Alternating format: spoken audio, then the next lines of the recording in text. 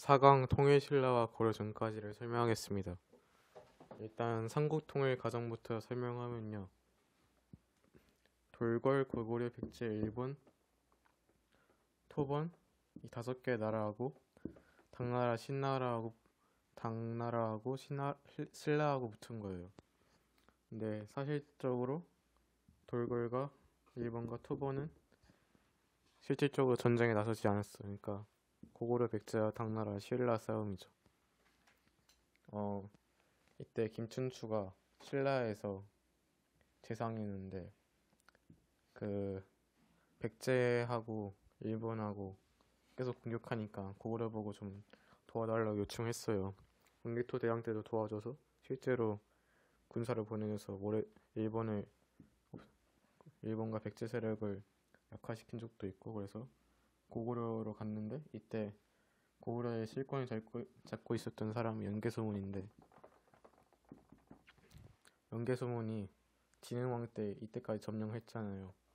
그러니까 이 땅을 주면 너네 부탁을 들어주겠다. 근데 말도 안 된다고 김준추가. 그래서 연개소문이 괘씸해가지고 감옥에 가둬버렸어요. 근데 김유신이 구하러 와서 결국 구출해주고 이 당나라로 넘어가요. 근데 이때 고구려 수군하고 백제 수군이 지키고 있었는데 가는 것은 거의 다살뱅이었지만 그래도 신라의 국익을 위해서 결국 갔어요. 그래서 당나라가 이때 원래 남북조 시대였다가 수나라였다가 당나라로 됐어요. 당나라 고조가 이때 왕이었는데 당나라 고조한테 당신들이 고구려를 치면 우린 백제를 치겠다 이렇게 말하고 자기의 아들을 볼모로 내주니까 당나라가 알겠다고 군사를 보내주겠다고 해가지고 그 전쟁이 시작됐어요. 그래서 그 토손령이라는 장수가 백제 이 기벌포에 와가지고 신라군과 합류를 했어요. 5만 대군. 근데 이때 백제 왕이 의자왕이었는데 원래는 정치를 잘했는데 나중에 점점 갈수록 망가져가지고 실제로 남아있는 군사가 한 많아야 10,000명밖에 없었어요. 근데 이때 계백 장군이라는 장군이 있었는데 이 황산번이라는 넓은 벌판이 있었는데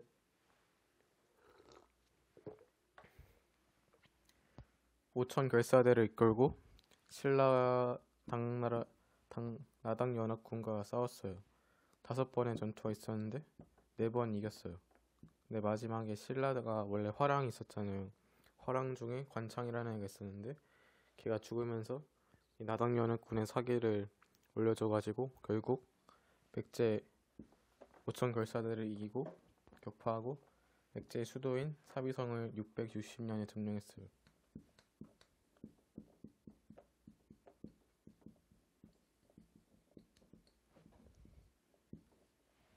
그래서 일단 백제는 사라졌고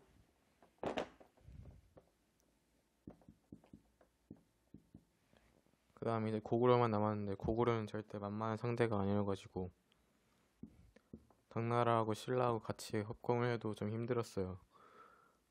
그래서 연개소문이 있을 동안은 잘 버텼는데 연개소문이 죽은 다음에 연개소문의 아들들이 권력을 잡게 됐어요. 근데 아들이 3명 있었는데 얘네끼리 권력 다툼을 해가지고 결국 정치가 혼란해지고 나라도 안 그래도 몇 년 동안 전쟁을 해서 힘들었어요.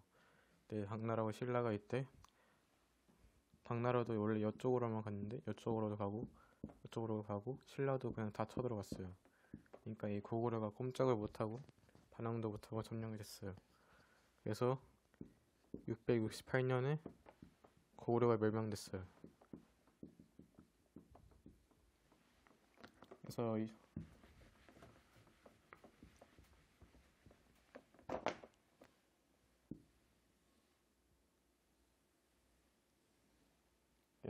이 땅은 원래 모두 신라 땅이 되는 걸로 알았는데 당나라가 결국 욕심을 드러내고 한반도 전체를 점령하려고 했어요.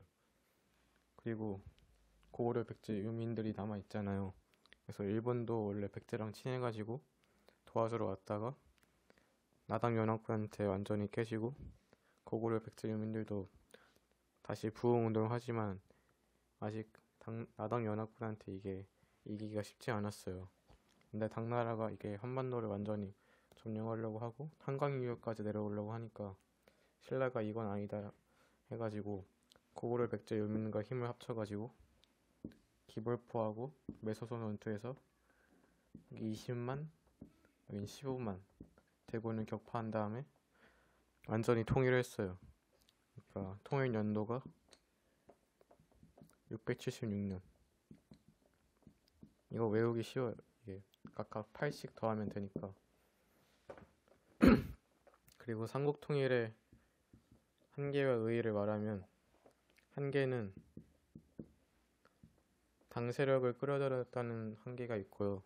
그리고 영토가 이 대동강 이남부터 원산만까지밖에 안 됐다는 게 한계가 있어요. 원래 고구려 땅까지 점령을 해야 되는데 이런 한계가 있지만 의의도 있어요. 먼저 민족 문화의 발전 기틀을 마련했고요. 왜냐하면 그 삼국의 모든 나라를 결국 통일을 했으니까 이 모든 문화를 합쳐서 발전을 할 수 있게 됐으니까 기틀을 마련한 거고 그리고 당나라가 한반도를 완전히 지배하려고 했는데 아까도 말했듯이 고구려 백제 유민과 같이 힘을 합쳐가지고 저항해서 이 정확한 점에서 자주성을 발견할 수 있어요. 그리고 여기 토번이 있었잖아요. 돌고래는 아예 신경 쓰지도 않았어요. 당나라가 이때 사실 점령을 할 수는 있었는데 계속 이게 전투를 지고도 계속 전쟁을 하려고 했어요. 근데 토본이 이때 송첸 캄포 왕 때 전성기를 맞이하면서 당나라 수도가 여기 있거든요. 장안이. 여기를 공격하려고 했어요. 이게 수도가 점령하면 다 끝이니까 결국 토반과의 전쟁을 위해서 물러난 거예요. 그러니까 이 삼국시대 삼국전 통일전쟁은 그러니까 국제전이라고도 볼 수가 있어요. 이 6개 나라, 한 7개 나라가 모두 참여했으니까.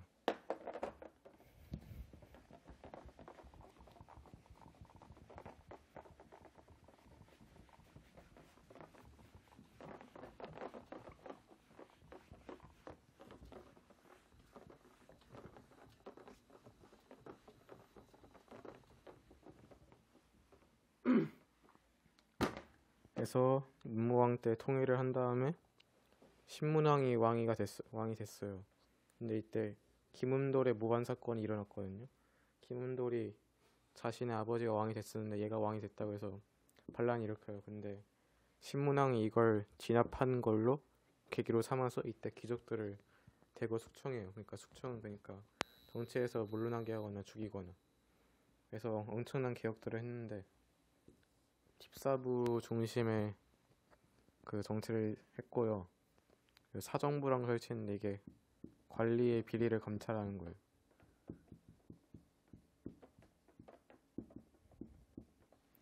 그리고 구주 오소경 체제라는 거 했는데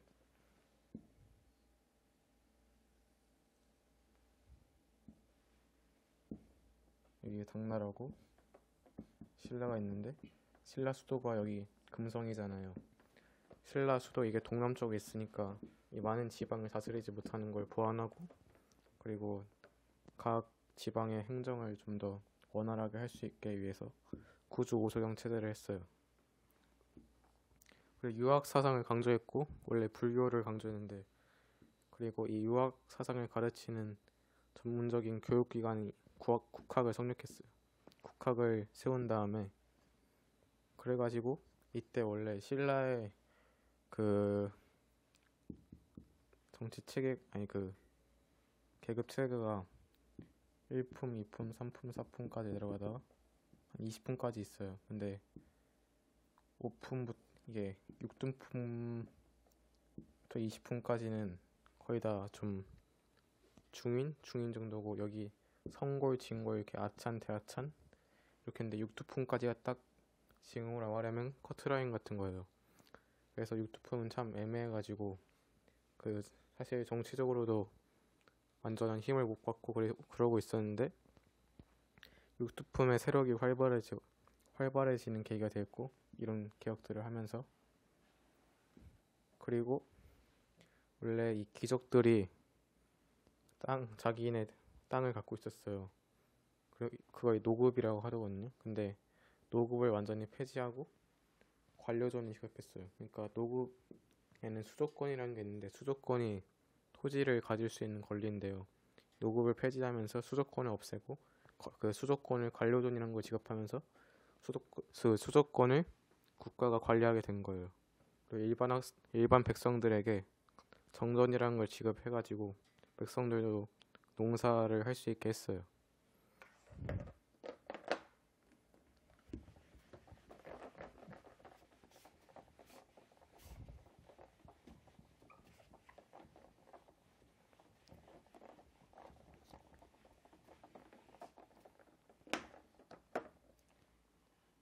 백제 유민들은 결국 신라와 함께 살기로 했지만 여기 남아있던 고구려 유민들은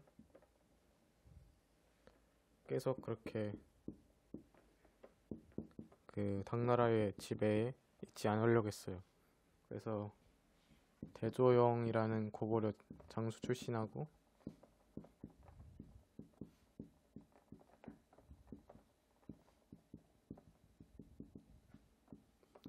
얘네가 말걸 부족이거든요. 얘는 고구려고 이 둘이 힘을 합쳐가지고 당나라에 대항하고 나라를 만들기로 했어요. 그래서 계속 당나라와 싸우다가 여기 동모선이라는 데가 있어요. 여기 천문령이라는 깊은 계곡 골짜기가 있는데 당나라에선 이해고라는 장수를 시켜서 이 대조영과 이 말갈 부족들을 완전히 없애라고 했어요. 근데 얘네가 동무사는 이 천문령의 깊은 골짜기로 유인한 다음에 이 이해고라는 장수도 죽이고 당나라 군사를 몰살시킨 다음에 여기서 발해라는 나라를 건국하게 돼요. 698년 고구려 멸망 30년 뒤에요. 그래서 여긴 당나라가 아니라 발해가 세워지게 됐고 그러니까 남북국 시대가 된 거예요.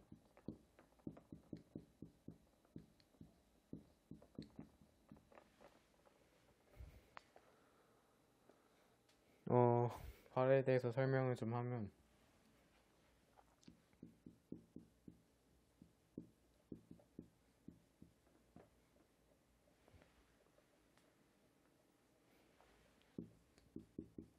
발해 때는 선왕, 모왕, 문왕 이렇게 세 명의 특별한 왕들이 있었는데 이 대조영이 고조였고 그 다음에 왕이 된 게 모왕인데 모왕 때는 여기 돌궐이 아직도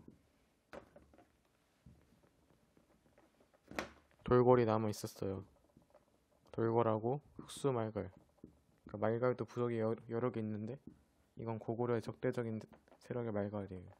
그래서 발해가 얘네를 다 숙청하고 제압한 다음에 여기 아까 그 근초공 때 여기 당나라 산돈 지방을 점령했다고 했잖아요. 근데 발해도 여기를 공격했고 무왕 때 그리고 무왕이 그리고 신라와도 사이가 안 좋았어요. 그리고 문왕 때는 당나라와 신라와 적극적으로 그 친구를 맺으면서 문무를 교류했고 그리고 삼성육부의 체제를 마련했어요. 원래 이게 당나라 제도를 베껴온 건데 어떻게 돼 있냐면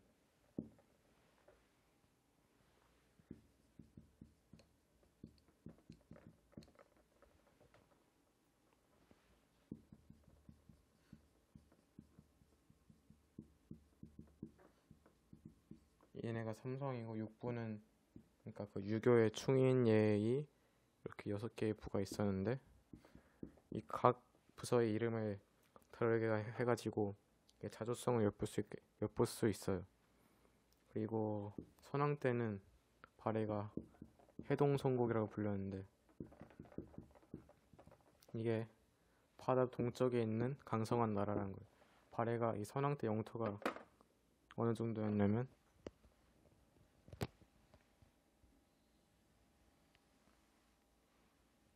거의 고구려 전성기 때랑 비슷했어요. 그리고 이때 오경 12부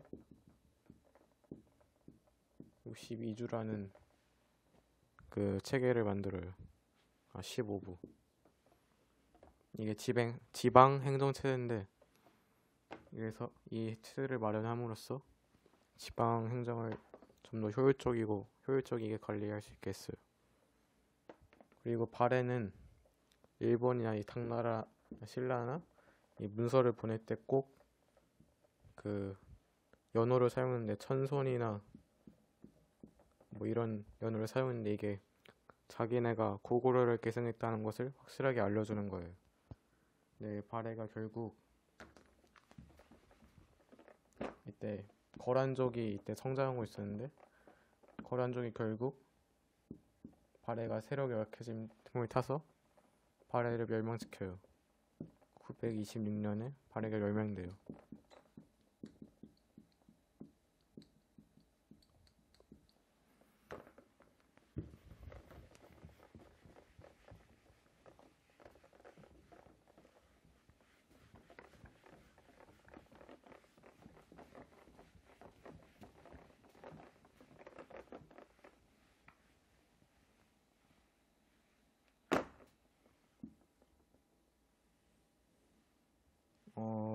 통일신라 시대로 다시 넘어가면 이 통일신라 시대가 그 신문랑 때 개혁을 잘 하고 나라를 이끌어 가다가 한 150년 뒤에 귀족들의 반란이 계속 일어나면서 신라도 점점 이렇게 멸망할 시기가 돼요.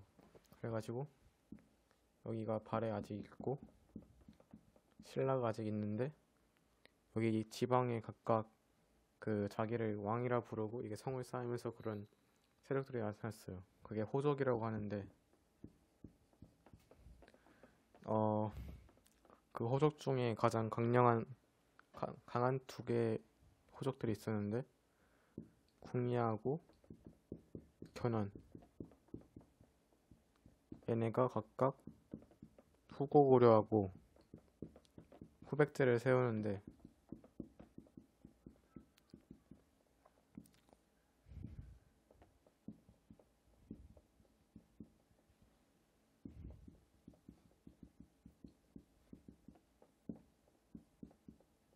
이렇게 또 후삼국 시대가 시작됐어요.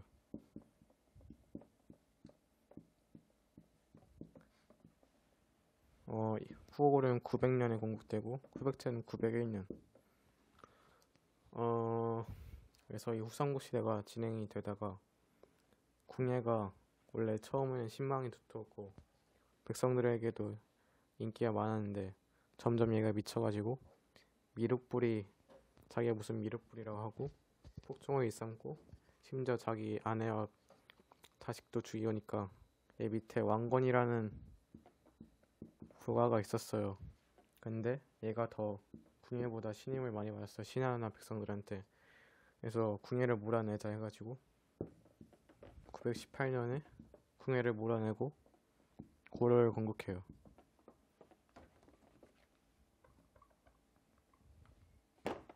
그래서 여긴 고려가 되고, 근데 고려는 신라와는 잘 지내고 후백제와는 싸우고 후백제랑 신라랑도 싸웠어요. 그러니까 신라는 자연적으로 고려 편이 될 수밖에 없었죠.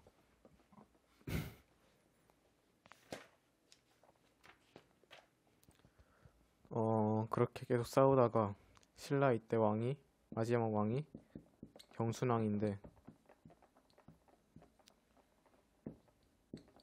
935년에 경순왕이 직접 고려로 가서 항복한다는 뜻을 밝히고 고려가 신라를 병합했어요. 그리고 내 후백제 왕이 견훤이었는데 견훤의 아들이 4명 있었어요. 근데 원래 상식적으로 첫 아들에게 왕위를 물려줘야 되는데 마음에 안 들어서 원래 넷째 아들을 더 좋아해서 걔한테 왕위를 주니까 걔가 화나가지고 견훤을 가둔 다음에 그 넷째 아들을 죽이고 고려를 쳐들어 갔는데 고려가 군사력이 많이 길러나가지고 후백제군을 격파하고 견훤은 그날 죽이지 않고 그냥 신하로 삼고 후백제를 격파했어요. 그게 936년인데 재통이 됐어요. 그래서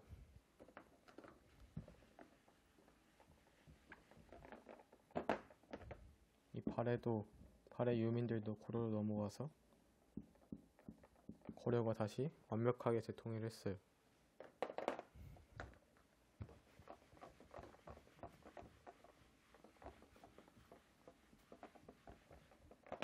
여기까지 이만 4강을 마치겠습니다.